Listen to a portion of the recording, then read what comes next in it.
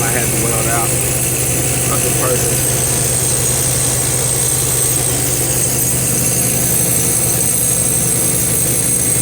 Easy money.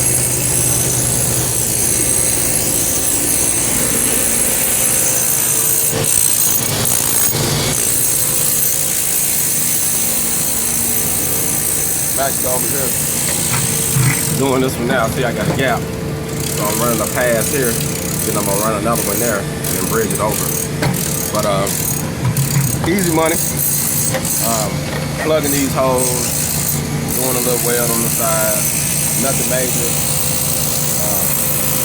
I think it's easy construction money for the bumper dock, especially if you got your own rig or if they paying for you just to come out here to weld.